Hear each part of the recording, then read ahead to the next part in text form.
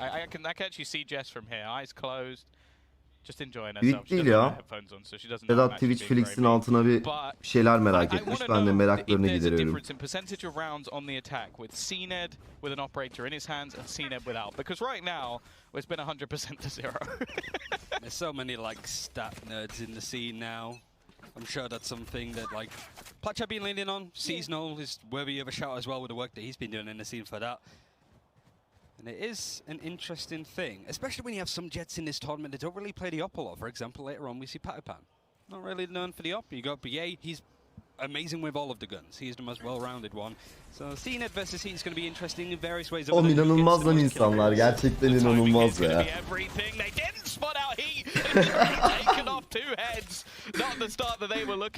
Şey hatırlıyor musunuz? Ben bir temiz Twitch diye bir yayın açmıştım. Hashtag'e destek vermek için insanlar, bilmeyen insanlar, bu olayı bilmeyen insanlara göstermek için bir yayın açmıştım. Yaklaşık 2 saat, 3 saat bir yayın açmıştım. Bu yayını ben para için açmışım abi.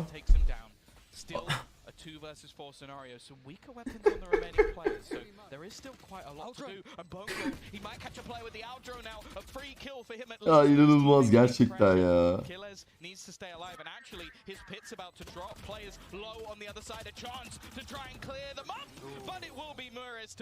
Yani isyankar çocuk olacağım diye var ya.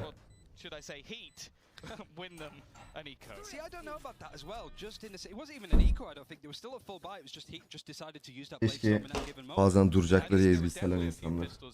Oh yeah, he sorry, MW0 did, but I think a couple of players had Murrays and stuff still had guns in hand. It was a bit of a amalgamation, so very important for them to sort of win out in the end.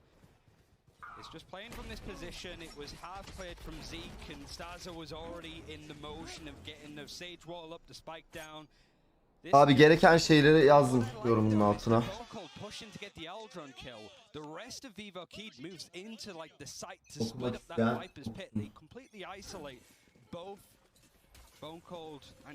Selamlar, selamlar. Quick push through mid wall to isolate 3 players actually looking in this direction though. A good opportunity for Morris, but he's taken down almost instantly. Still though, a couple of other defenders and along with Bone Cold's Hunter's Fury, this execution looking a lot better. Gerçekten sinirlendim ya. Gerçekten sinirlendim ya. I don't think there's a hero to be found. Çok fazla şeyler söylemek istiyorum, daha fazla. Ama ben onlar gibi kırıcı olmayacağım. Gerçekten belki de kariyerini etki edecek şeyler söylemeyeceğim. Gerek yok. Gereken şeyleri yazdım zaten. Yeah, I like that though. I think that adaptation from Ascend is one that I almost feel was necessary. Like we've seen some slower rounds that give someone like Heat opportunities. Instead, they just take that away from him. And actually, there were 3 players in a pretty solid position from Vivokeep, maybe expecting that response, but we've seen Zeke step up. A couple of kills coming through from him, and they win this one with 4 players alive. So any chance of really destroying that economy that could have come through from the last round just dissipates in an instant. Yeah, it was a bit of a mild hunt in the end even for Ascend trying to catch on to the back of Heat. Kiles is the one that goes down. I do think that Ascend though isn't Postun altına yazdım ya. and friends as much as people may, certainly outside of EMEA think. Like Kiles is just a player, for example, that I feel just doesn't really maybe get the accolades as some other strong Sentinel players in the end anyway. He's looking at the 2 coaches, NBS. I think really he needs to join the Bold Gang. I think at this point, I think it'd suit him. Stop trying to convert everyone. Everybody. We've been. It's happened to Achilles as Jess well. and Yinsu are the main 2. Join the ball. Telefon numaramı unutmuş herhalde arkadaş ya. I would like to see you try. Halbuki 2 hafta önce arayıp abi seni çok seviyorum diyordu. İlginç. As said, we've seen CNED be the difference in all our rounds, and you know what? I think Ascend agree with us. They brought him back from the depths and out for the reposition. He actually getting tagged up. He's going to have to fall back out of the site, and they're going to use this to try and claim some extra space. Zeke looking for a duel, hoping that someone's going to try and fight against him. But this time, Ryan, it's a lot more passive from Vivokeep. Yeah, some of that post-plant, or anti-plant utility coming out of the side of Vivokeep. Not really connecting all that much onto the Starzo, to the point that he's actually just staying in that spot. Defo likes to do it a little bit. Popped up onto the high ground, Bone Cold with a recon dart. It's going to see if any players come through on rafters, and it's just been watched keenly. This is a really nice post plan from Ascend, but Wtcn still in it, dedicating the res as well. It's just Ay, nankör abi insanlar. Oh, Cnet's going to walk into him. Turns it into a 1v2 scenario. He's getting smashed with utility, but doesn't take much damage from it. The tap, oh, and he actually gets the conversion! This man moves on to the killjoy and finds every single headshot along the way. He's been on fire so far. Ne konuda haklı? BFCK? Ha kardeşim. On Killjoy, he has another lockdown ready to go. And we were worried about Ascend's like mental, right? That's a hard round to come back from. And you didn't really expect us to be able to do that. And even just like the utility from Bone Cold and Keyless to try and like the shock darts whilst he was in that pocket around Jenny wasn't quite connecting that well. Yeah, that is a Red Bull clutch that can put you in the dirt. A 1 versus 3, Cnet even flying over the top of his head, finding himself that sort of extra kill, and then just transferring onto the 1 versus 2. I am no at all. You know, Sen go, we need a moment. We need a moment. We've seen them in previous events during the pauses, singing some songs, doing some little clapping.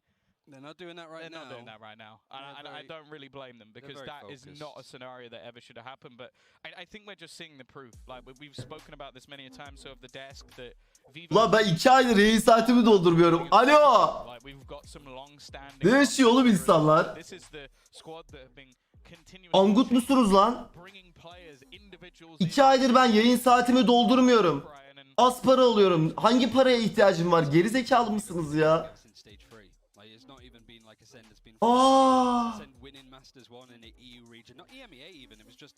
A big surprise, really, when you're looking at some of the teams in there.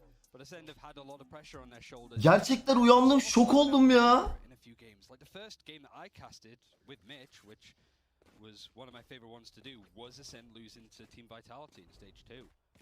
Hani yayın saatimi doldurmaya çalışıyordum. Ne oldu? 2 saatlik açtığım temiz Twitch yayınıyla mı para kazandım ben?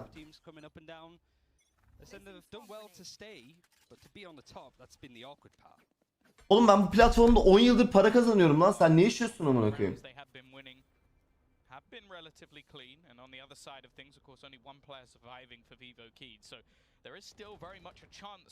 Ben iyi oynadığım için para kazanıyorum. Sen rahat ol. Keyfine bak.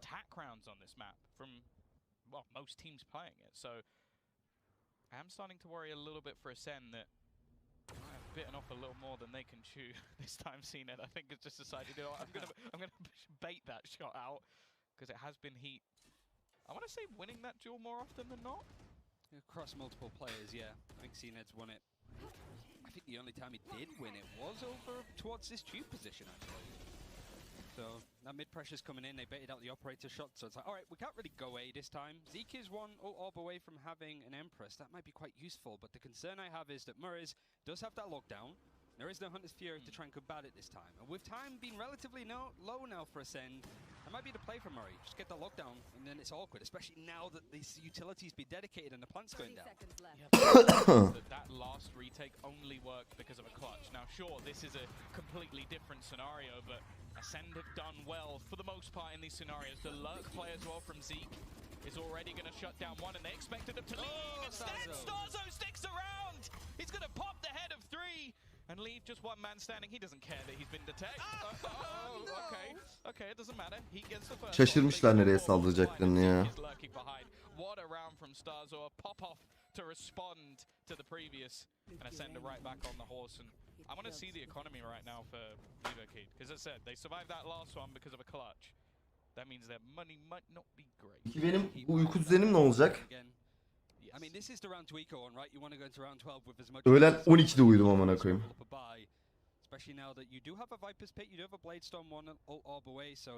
Neyse, gereken cevabı ben verdim Instagram'ın altında.